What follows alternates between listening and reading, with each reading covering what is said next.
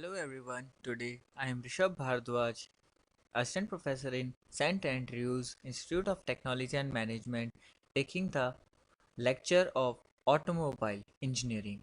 Today we will cover the topic that is Power Transmission System. Power Transmission System, the lecture will be 8. First, what is transmission system? The transmission system is the main component of the automobile vehicle by which we are able to transfer our motion or rotation into the wheels as depending upon the gear ratios. The mechanism that transmit the power developed by the engine of the automobile to the driving wheel, it's called transmission system or powertrain.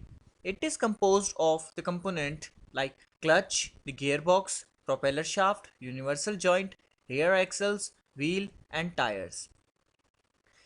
If we're talking about the front wheel drive, we don't need propeller shaft and universal joint and rear axle for the same, but in the for basic structure we need engine, transmission box, drive shafts and wheel axles and wheels. The vehicle which have front wheel drive in addition include a second set of propeller shaft, universal joint, final drives and differential for the front units. First we will discuss about clutch. A clutch is a mechanism which able to rotatory motion of one shaft to transmit at the secondary shaft, whose axis is coincident with the first. Clutch is located between the gearbox and the engine. When the clutch is engaged, the power flow from the engine to the rear wheels through the transmission system and vehicle moves. When the clutch is disengaged, the power is not transmitted to the rear wheels or the vehicle stops while the engine is still running. The function of the clutch is to disengage or engage the engine as well as the transmission box. The clutch is disengaged when the engine starts or we shift the gear or in the idling the engine. The clutch is engaged only when the vehicle is in the move or is kept engaged when the vehicle is moving.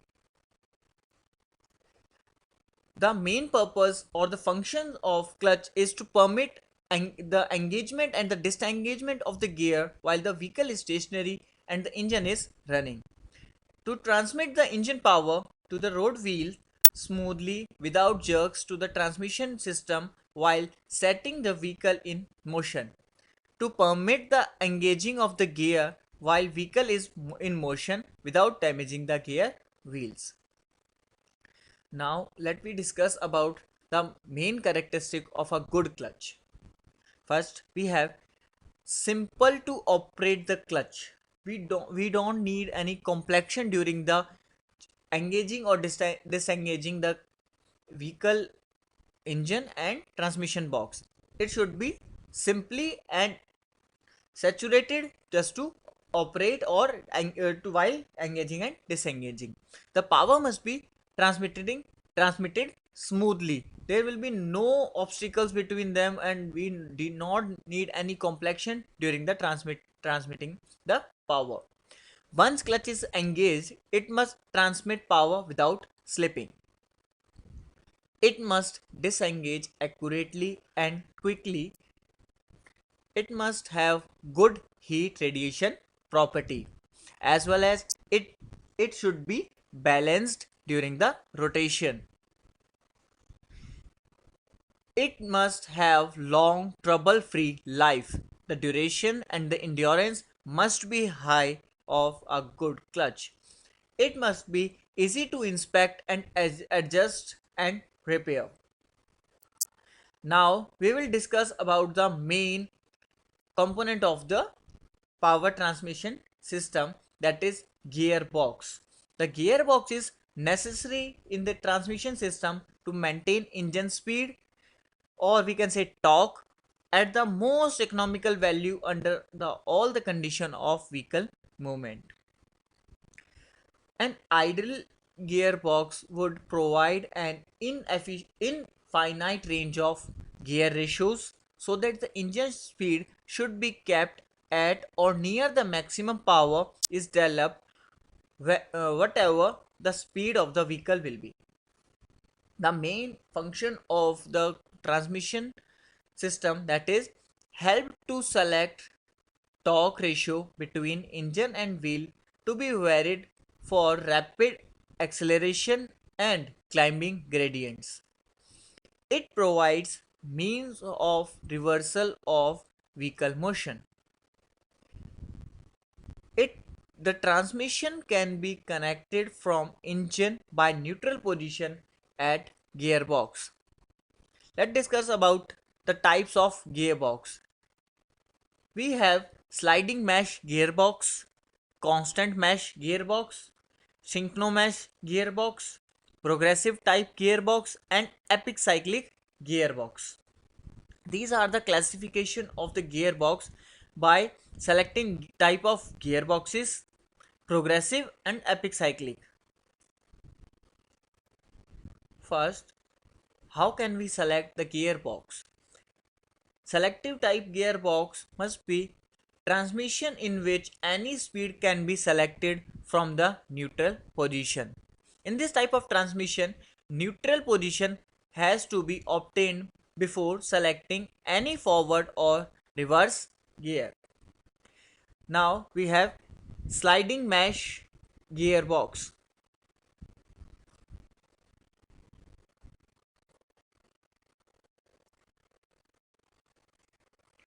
In sliding mesh gearbox, we have clutch shaft, clutch gear, first and reverse gear, secondary and higher gear, main shaft, and other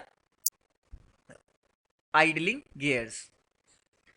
An obsolete type of transmission or gearbox in which the gear on the layout are fixed to the shaft rigidly, whereas the gear on the main shaft can slide on it by means of splines.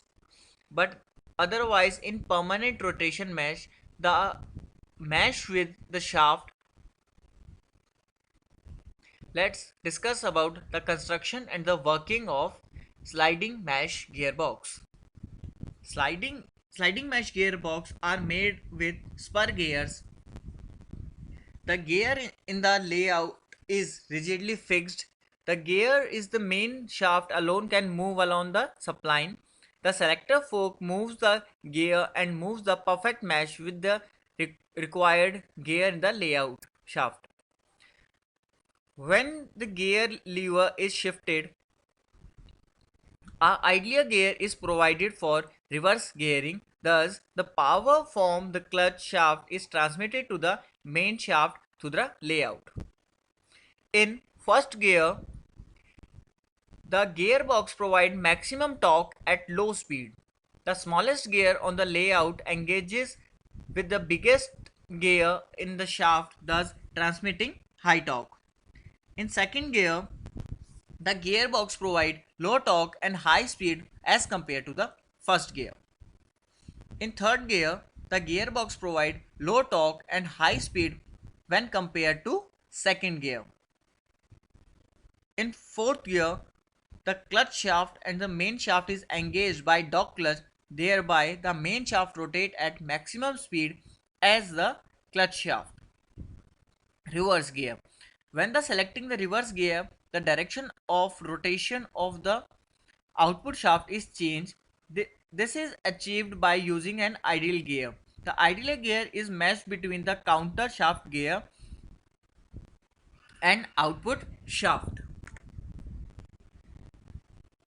Let's discuss the new next type of gearbox, that is constant mesh gearbox.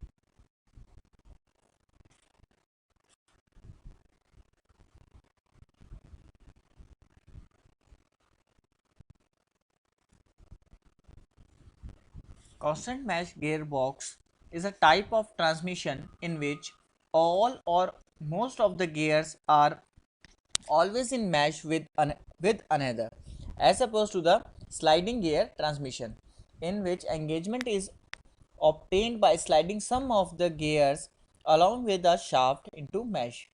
In constant mesh manual gearbox, gear ratios are selected by small clutches that connected the various gear sets to their shafts so that the power is transmitted through them.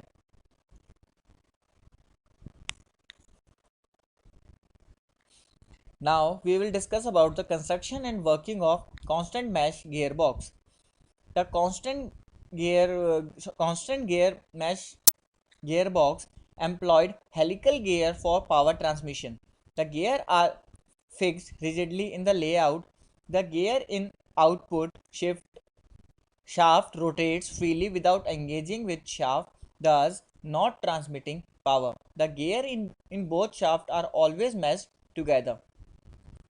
To engage the gear with output shaft, dog clutch is used. The dog clutch is shifted by the selector fork moved by gear lever. To provide reverse gearing in the ideal gear is used. When the gear is pushed, the gear selector fork pushes the dog clutch. The dog clutch engages the gear and the output shaft. Thus, power from the layout shaft now transmitted to the output shaft. Let's discuss let's discuss about the advantages of constant mesh gearbox. As compared to the sliding mesh type, the constant mesh gearbox has gears have to remain mesh always in mesh.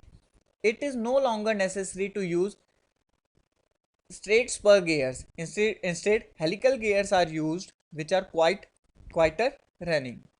Wear of dog teeth and other account of engaging and disengaging is reduced because here all the teeth of the dog clutch are involved compared to only two or three teeth in the case of sliding gear. What are the advantages of disadvantages of constant mesh gearbox? The dog clutch engage are bit noisy. Secondly, in constant mesh gearbox, the driver has to undergo double declutching while shifting gears. Let's discuss about synchromesh gearbox. Synchromesh transmission are further refined version of constant mesh system, although less common. How it improves the system is by adding the another stage of the process of connecting the gears to the shaft drive through the dog clutch. It splits the dog clutch in two: a gear fixed to driver shaft called synchronizer hub and a collar around the outside of it that could slide back and forth called the shift sleeves. A new component was added to the gear themselves, the synchronizer cone, and a further moving part called synchronizer ring was introduced that surroundings the cone. This is where it get a bit complicated. The collar or shift sleeves are now the components controlled by the gear sticks. They can slide halfway in either direction on the synchromesh rings. This forces the ring against the synchronizer cones attached to the gear, and through the increased friction caused the widening cone, it can be either up or slow down the gear to match the speed to the shift sleeves and synchronizer hub. Once the speed are closely enough matched, the sleeves can continue to slide over the block ring and directly mesh with both of the cone and gear connected everything together and transferring power to the driver shaft. Unbelievably, all this happen in the fraction of second it takes you to the gear shift, providing you with a even smoother gear change. As you can see in the figure, this is the main figure of the synchromesh gearbox. This is the idle gear, counter gear, third gear, second and third synchronizer, second gear, first gear, first reverse synchronizer, and reverse gear. These are the components of first gear, second gear, and third gear in the synchronous gearbox. What are the advantages of synchronous gearbox? The synchronous type of transmission has a big advantage of allowing smooth type and quick shifting of gears without danger of damaging the teeth and without necessary for double clutching. A synchronous gearbox is considered the most advanced and has been obtained in most cars.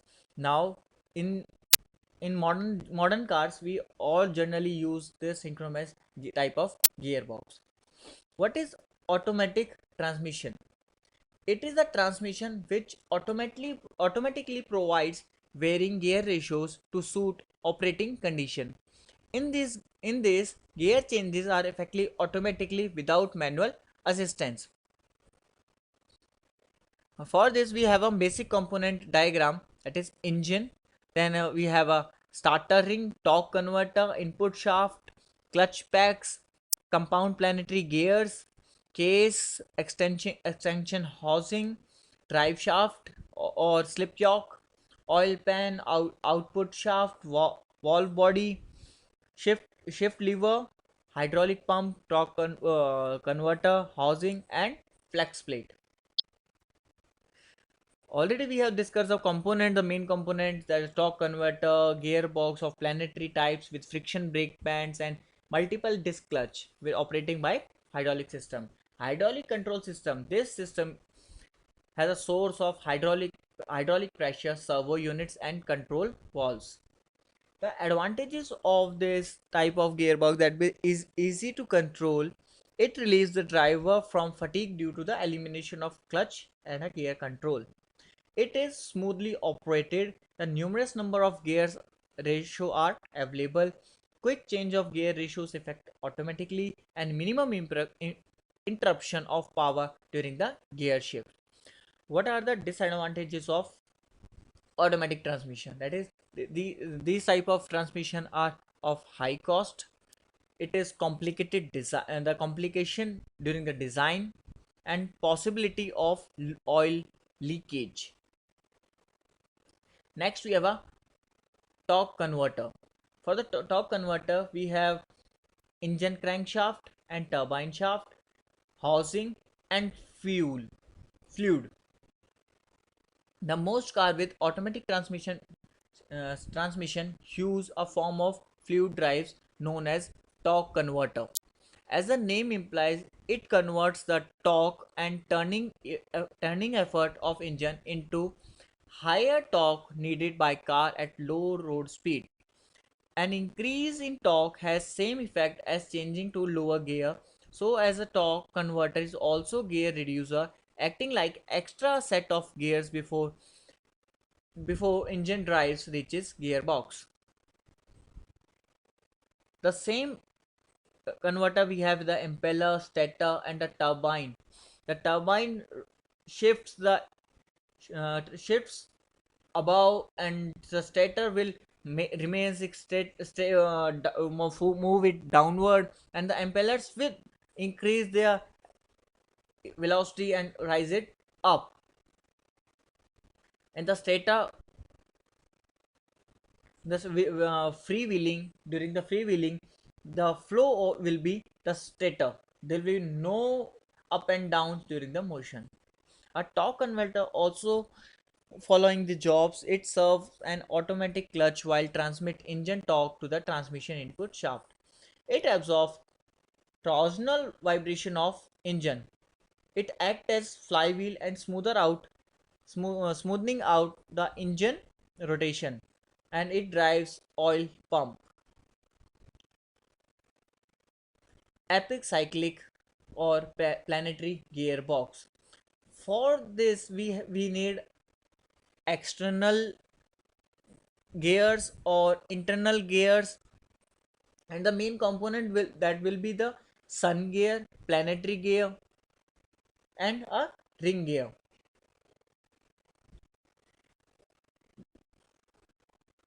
The motion will come in the sun gear, and the motion from the arms that will be transferred to the planetary gear, or by the help of teeth we can transfer the gear to the planetary gear, and that motion will be transferred into ring gears. The term planetary gear system come from the similar from the solar system, like planet revolution around the earth. The gearing provide different torque ratio by locking the three components: sun gear, planet gear, and annular ring. Gear reduction. Sun gear is held stationary, and ring gear drive the planet carriages.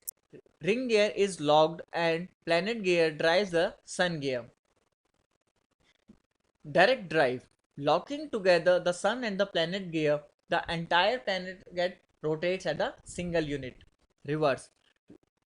Locking pinion carriage or arm, the sun gear is the drive member, and the ring gear the driven. Here, the planet gear are free to rotate about their own axis. If we want to do neutral, none of the driving member is coupled to the stationary planetary gear set. Overdrive. The sun gear is held stationary, and the planet carrier is the driving unit, and the ring gear is driven. The ring gear is locked, and the planet gear is the driving unit, and the sun gear is the driven unit.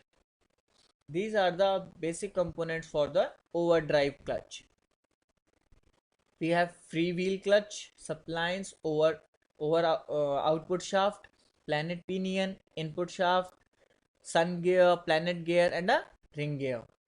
The overdrive is the device imposed between the gearbox and the propeller shaft to permit the propeller shaft to run faster than the transmitting main shaft. It is called because it provides gear ratio over that of high speed ratio. The overdrive permits the engine to operate about 70% of the propeller shaft speed when the vehicle is operating in the high speed range. Overdrive is usually employed supplementary to the conventional transmission. It is bolted to the rear of the transmission between the transmission and the propeller shaft. A slightly higher gear axle ratio is employed with a overdrive than without one. What are the advantages and the disadvantages we discuss about the overdrive? The advantage is that the device permits the engine to operate at only about 70% of the propeller shaft speed when the car is operating at the high speed range. That is overdrive range about 30%. The engine is not required to turn over fast high car speed. The use of overdrive engine reduce engine wear and vibration and save the gasolines. Usually, slightly higher gear axle gear ratio is employed with an overdrive than without one. What are the drawbacks? In decreasing long steep hills, while the braking effort of the engine would be lost due to slip, the driving force available at the wheel is less in case of vehicles with overdrives. Let's end this lecture and stay tuned for our new lecture, that will be the lecture 9, and stay tuned for getting all these videos. Thank you.